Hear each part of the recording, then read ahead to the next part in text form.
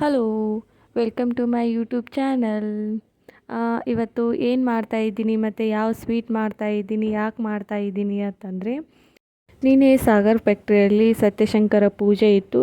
So ಆ ಪೂಜೆಯಲ್ಲಿ ಒಂದು 4 ತೆಂಗಿನಕಾಯಿ ಕೊಟ್ಟಿದ್ದರು. ಅಂದರೆ 2 ತೆಂಗಿನಕಾಯಿ ಸಾಗರ್ಗೆ, ನನಗೆ ಮತ್ತು ಆಶೀರ್ವಾದ ಕಾಯಿ ಅಂತ ಕೊಟ್ಟಿದ್ದರು. ಸೊ ಆಶೀರ್ವಾದ ಕಾಯಿಯನ್ನು ಯಾವುದೇ ಏನಾದರೂ ಒಂದು ಸ್ವೀಟ್ ಮಾಡ್ಕೊಂಡು ತಿನ್ನಿ ಅಂತ ಹೇಳಿದರು. ಸ್ವಾಮಿಗಳು ಯಾವ್ದಾರು ಒಂದು ಸ್ವೀಟ್ ಮಾಡಿ ಮೊದಲು, ಆಮೇಲೆ ಉಳಿದಿದ್ದು ಇನ್ನು 2 ಕಾಯಿ ಏನು ಬೇಕಾದರೂ ಮಾಡ್ಕೊಳ್ಳಿ ಅಂದರೆ ಅವು ಬೇರೆ ಕೊಟ್ಟಿದ್ದರು. ಇವೆರಡು ಪೂಜೆ ಮುಗಿದ ತಕ್ಷಣ ಉಡಿಯೆಲ್ಲ ಹಾಕಿದ್ರಲ್ಲ, ಸೊ ಅದಕ್ಕಾಗಿ ಏನಾದ್ರು ಸ್ವೀಟ್ ಮಾಡ್ಕೊಂಡು ತಿನ್ನಿ ಅಂತ ಹೇಳಿದರು. ಸೊ 2 ಕಾಯಿ ಅರ್ತು ಸ್ವೀಟ್ ಮಾಡಿದರೆ ನಾವಿಬ್ಬರೇ ಇದ್ದೀವಿ. ಸೊ ಏನು ಸ್ವೀಟ್ ಮಾಡಿದ್ರೂ ಇಬ್ಬರಿಗೆ ಆದರೆ ಕಪ್ಸಲ್ಲ. ಸೊ ನಾ ಇವಾಗ ಊರಿಗೆ ಹೋಗ್ತಾ ಇದ್ದೀನಿ, ಮತ್ತೆ ಗುರ್ಲಾಪುರಕ್ಕೆ ನಮ್ಮ ಅತ್ತೆ ಮನೆಗೆ ಹೋಗ್ತಾ ಇದ್ದೀನಿ. ಅದಕ್ಕಾಗಿ ಏನಾದರೂ ಅವ್ರಿಗೂ ಆಗುತ್ತೆ ಸ್ವೀಟು, ಮತ್ತು ಫ್ಯಾಕ್ಟ್ರಿಯಲ್ಲಿ ಅವ್ರಿಗೂ ಒಂದು ಸ್ವಲ್ಪ ಸ್ವೀಟ್ ಆಗುತ್ತೆ ಅಂಥೇಳಿ, ಸೊ ಎಲ್ಲರಿಗೂ ಆಗುತ್ತೆ ಅಂಥೇಳಿ 2 ತೆಂಗಿನಕಾಯಿಯನ್ನು ಎಲ್ಲ ಚೆನ್ನಾಗಿ ಒಡೆದು ಮತ್ತು ಅವೆಲ್ಲ ಇದು ಮಾಡಿ ತುರಿದು ಇಟ್ಕೊಳ್ತಾ ಇದ್ದೀನಿ. ನಾ ಎಲ್ಲ ತುರಿದು ಇದು ಮಾಡ್ತಾಯಿದ್ದೆ. ಸೊ ಸಾಗರ್ ಎಲ್ಲ ತೆಂಗಿನ ಚಿಪ್ಪನ್ನು ತೆಗೆದುಕೊಳ್ತಾ ಇದ್ದರು. ಅಂದರೆ ನಂಗೆ ಅಷ್ಟೇ ಅಂದರೆ ಅದನ್ನೆಲ್ಲ ತಕ್ಕೊಂಡು ಬೇಗನೆ ಮಾಡೋಕ್ಕೆ ಒಬ್ಬಳಿಗೆ ಆದರೆ ಕಷ್ಟ ಆಗುತ್ತೆ. ಸೊ ಸಾಗರ್ ಒಂದು ಸ್ವಲ್ಪ ಹೆಲ್ಪ್ ಮಾಡಿದ್ರು ಅಂತೇಳಿ ಬೇಗ ಆಯಿತು. ಅಂದರೆ ನಾಳೆನೇ ಊರಿಗೆ ಹೋಗಬೇಕಲ್ಲ, ಸೊ ನಂದು ಇನ್ನೂ ಒಂದು ಸ್ವಲ್ಪ ಕೆಲಸ ಇತ್ತು. ಮನೆಯೆಲ್ಲ ಕ್ಲೀನ್ ಮಾಡಿ ಇದು ಮಾಡ್ಕೊಂಡು ಹೋಗಬೇಕಾದ್ರೆ ನಂಗೆ ಲೇಟ್ ಆಗುತ್ತೆ ಊಟಕ್ಕೆ, ಸಾಯಂಕಾಲ ಊಟಕ್ಕದು ಅಷ್ಟೆಲ್ಲ ಮಾಡಬೇಕಾದ್ರೆ. ಸೊ ಅದಕ್ಕಾಗಿಯೇ ಒಂದು ಸ್ವಲ್ಪ ಅವರು ಹೆಲ್ಪ್ ಮಾಡಿಕೊಟ್ರೋನೇ ಬೇಗ ಆಯಿತು. ನೋಡಿ, ಮಾಡಬೇಕಾದ್ರೆ ಇಷ್ಟೆಲ್ಲ ಬರ್ಶಿನ್ ಕಟ್ಟಿ ಇಷ್ಟೊಂದೆಲ್ಲ ಮೆಸ್ಸಿ ಮಾಡ್ಕೊಂಡಿದ್ದೀನಿ. ಏನಾದರೂ ಮಾಡುವಾಗ ನಾ ಎಲ್ಲ ಪಕ್ಕದಲ್ಲೇ ಇಟ್ಕೊಳ್ತೀನಿ, ಯಾವುದನ್ನು ಎತ್ತಿಡೋದಿಲ್ಲ ಜಾಸ್ತಿ.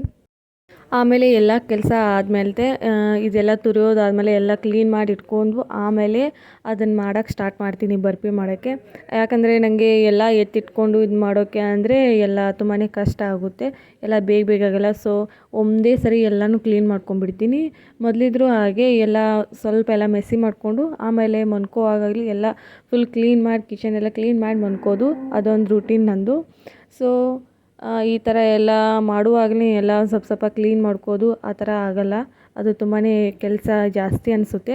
ಸೊ ಅದಕ್ಕೆ ಎಷ್ಟು ಮೆಸ್ಸಿ ಆಗುತ್ತೆ ಆಗಲಿ, ಆಮೇಲೆ ಎಲ್ಲ ಕ್ಲೀನ್ ಮಾಡ್ಕೋದು ಅಂತೇಳಿ ಇಟ್ಬಿಡ್ತೀನಿ. ಇಲ್ಲಿ ನಾ ತೆಂಗಿನಕಾಯಿ ಬರ್ಫಿ ಮಾಡೋಕ್ಕೆ ಏನೇನು ತೊಗೊಂಡಿದ್ದೀನಿ ಅಂದರೆ, ಒಂದು ಸ್ವಲ್ಪ ಡ್ರೈ ಫ್ರೂಟ್ಸನ್ನು ತೊಗೊಂಡಿದ್ದೀನಿ, ಮತ್ತು 1.5 ಕಪ್ ಶುಗರು, ಮತ್ತು ಬೆಲ್ಲ, ಮತ್ತು ತೆಂಗಿನ ತುರಿದಿದ್ದನ್ನು ತೊಗೊಂಡೆ.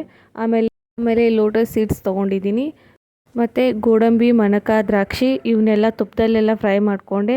ಈ ಲೋಟಸ್ ಸೀಡ್ಸನ್ನು ಒಂದು ಸ್ವಲ್ಪ ತುಪ್ಪ ಹಾಕ್ಕೊಂಡು ಫ್ರೈ ಮಾಡ್ಕೋಬೇಕು, ಯಾಕಂದರೆ ಅದು ಕ್ರಿಸ್ಪಿಯಾಗಿ ಬರುತ್ತೆ. ಹಾಗೆ ಮಾಡಿಕೊಂಡ್ರೆ ಅದು ಒಂಥರ ರಬ್ಬರು ಚಿಂಗಮ್ ಥರ ಇರುತ್ತೆ. ಸೊ ಒಂದು ಸ್ವಲ್ಪ ತುಪ್ಪ ಹಾಕಿ ಅಥವಾ ಎಣ್ಣೆ ಹಾಕಿ ಫ್ರೈ ಮಾಡ್ಕೊಂಡ್ರೆ ನಡೆಯುತ್ತೆ, ಹಾಗೆ ಆದರೂ ಫ್ರೈ ಮಾಡ್ಕೊಂಡ್ರೂ ನಡೆಯುತ್ತೆ. ಸೊ ಯಾವುದೇ ಥರ ಮಾಡ್ಕೋದಾದರೂ ಒಂದು ಸ್ವಲ್ಪ ಫ್ರೈ ಮಾಡ್ಕೊಂಡ್ರೆ ನಾವು ಕ್ರಿಸ್ಪಿಯಾಗಿ ಬರೋದು. ಸೊ ಇಲ್ಲಿ ಎಲ್ಲ ನಾ ಕಲಿಸಿಟ್ಕೊಳ್ತಾ ಇದ್ದೀನಿ. ಮೊದಲು ತೆಂಗಿನ ತುರಿಯನ್ನು ಹಾಕ್ಕೊಂಡೆ, ಆಮೇಲೆ 1.5 ಕಪ್ ಶುಗರ್ ಹಾಕ್ಕೊಂಡೆ, ಆಮೇಲೆ 1 ಕಪ್ ಅಥವಾ 1 ಕಪ್ ಮೇಲೆ ಬೆಲ್ಲ ಹಾಕ್ಕೊಂಡೆ. ಅಂದರೆ ನಂಗೆ ಶುಗರ್ ಅಷ್ಟೇ ಜಾಸ್ತಿ ಹಾಕೋದಂದರೆ ಅಷ್ಟೊಂದು ಇಷ್ಟ ಆಗಲಿಲ್ಲ. ಸೊ ಒಂದು ಸ್ವಲ್ಪ ಬೆಲ್ಲನೂ ಹಾಕ್ಕೋಬೇಕಂತೇಳಿ ಬೆಲ್ಲನೂ ಹಾಕ್ಕೊಂಡೆ, ಒಂದು ಸ್ವಲ್ಪ ಹೆಲ್ದಿಯಾಗಿಯೂ ಇರಲಿ ಅಂಥೇಳಿ. ಸೊ ಅದಕ್ಕೆ ಎಲ್ಲ ಥರ ತುಪ್ಪದಲ್ಲಿ ಹುರಿದಿರೋ ಡ್ರೈ ಫ್ರೂಟ್ಸನ್ನು ಎಲ್ಲ ಹಾಕ್ಕೊಂಡೆ, ಮತ್ತು ಏಲಕ್ಕಿ ಪೌಡ್ರನ್ನ ಜಜ್ಜಿಟ್ಕೊಂಡಿದ್ದೆ. ಸೊ ಒಂದು 4-5 ಏಲಕ್ಕಿ ಹಾಕಿದೆ, ಆಮೇಲೆ ಡ್ರೈ ಫ್ರೂಟ್ಸು, ಆಮೇಲೆ ಲೋಟಸ್ ಸೀಡ್ಸನ್ನು ಇವನ್ನೆಲ್ಲ ಹಾಕ್ಕೊಂಡು ಒಂದು ಬಟ್ಲ ಅಥವಾ 1 ಬಟ್ಲ ಹಾಲು ಹಾಕ್ಕೊಂಡು ಕಲಸಿ ಎತ್ತಿಟ್ಕೊಂಡೆ. ಆಮೇಲೆ ಇದರಿಂದ 1 ಗಂಟೆ ಆದ್ರೂ ಕಲಸಿ ಎತ್ತಿಟ್ಕೊಂಡೆ, ಯಾಕಂದರೆ ಊಟ ಟೈಮ್ ಆಗಿತ್ತು. ಸೊ ಅದಕ್ಕಾಗಿ ಅದನ್ನ ಕಲಸಿ ಎತ್ತಿಟ್ಕೊಂಡು ಆಮೇಲೆ ಅಡುಗೆ ಮಾಡಿಕೊಂಡು ಆಮೇಲೆ ಊಟ ಗೀಟ ಎಲ್ಲ ಮಾಡಿಕೊಂಡು ಎಲ್ಲ ಕ್ಲೀನ್ ಮಾಡಿಕೊಂಡು 9:30 ಆಯಿತು ಎಲ್ಲ ಕ್ಲೀನ್ ಮಾಡ್ಕೊಂಡು ಇದು ಮಾಡೋದ್ರಾಗೆ. ಸೊ ಆ 9 ಗಂಟೆ ಮೇಲೆ ಮಾಡೋಕ್ಕೆ ಸ್ಟಾರ್ಟ್ ಮಾಡಿದೆ ಇದನ್ನು. ಊಟ ಅದು ಎಲ್ಲ ಮಾಡಿಕೊಂಡು 9:30ಗೆಲ್ಲ ಸರಿಯಾಗೆಲ್ಲ ಕ್ಲೀನ್ ಮಾಡಿ ಆಮೇಲೆ ಇದನ್ನೆಲ್ಲ ಬರ್ಫಿ ಮಾಡೋಕ್ಕೆ ಸ್ಟಾರ್ಟ್ ಮಾಡಿದೆ. ಅಲ್ಲಿವರೆಗೂ ಹಾಗೆ ಬಿಟ್ಕೊಂಡೆ. ಸೊ ಅದು ಎಲ್ಲ ಸಕ್ರೆ ಬೆಲ್ಲ ಎಲ್ಲ ಕರಗುತ್ತೆಲ್ಲ, ಸೊ ಅಲ್ಲಿ ತನಕ ಅಂಥೇಳಿ ಬಿಟ್ಟೆ. ಸೊ ಅದನ್ನು ಮಾಡುವಾಗ ಅಲ್ಲಿ ಹೊರಗಡೆ ಪಟಾಕಿ ಅನ್ನಿಸ್ತಾಯಿದ್ರು ಗಣೇಶಂದು. ಸೊ ನನಗೆ ಎಲ್ಲೇ ಪಟಾಕಿ ಹೊಡೆದ್ರೂ ಅದನ್ನು ಹೋಗಿ ಕ್ಯಾಪ್ಚರ್ ಮಾಡಬೇಕಂತ ಅಂದ್ಕೊಂಡಿದ್ದೆ, ಬಟ್ 1-2 ಸಲ ಮಾಡೋಕ್ಕೆ ಹೋಗಿದ್ದೆ, ಸೊ ಆಗಲಿಲ್ಲ.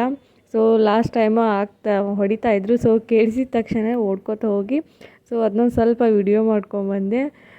ಆಮೇಲೆ ಒಂದು ದೊಡ್ಡ ಪರಾತು ಮತ್ತು ಇಲ್ಲ ಪ್ಲೇಟು, ಅದಕ್ಕೆಲ್ಲ ತುಪ್ಪ ಸವರ್ಕೊಂಡು ಅದನ್ನೆಲ್ಲ ಹಾಕ್ಕೋಬೇಕು.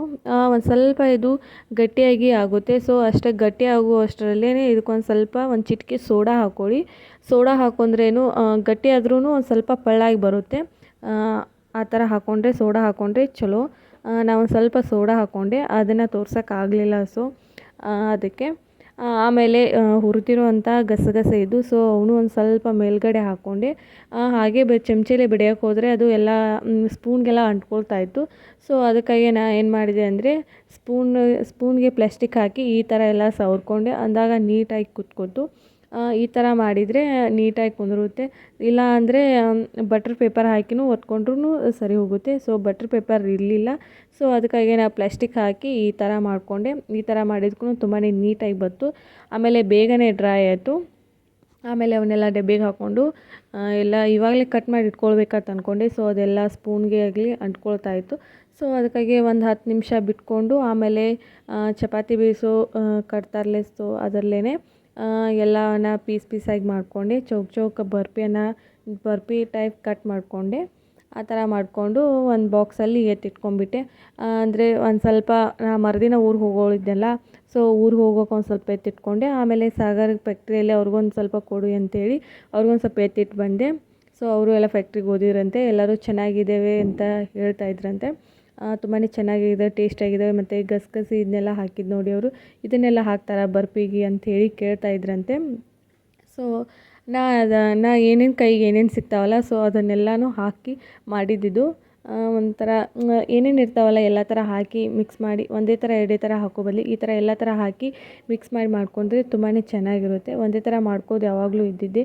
ಸೊ ಈ ಥರ ಎಲ್ಲ ಮಿಕ್ಸ್ ಮಾಡಿ ಮಾಡ್ಕೊಂಡು ತಿಂದರೆ ಹೆಲ್ದಿಯಾಗಿಯೂ ಇರುತ್ತೆ ಮತ್ತು ಎಲ್ಲ ಥರ ತಿಂದಂಗೂ ಆಗುತ್ತೆ ಎಲ್ಲ ಥರ.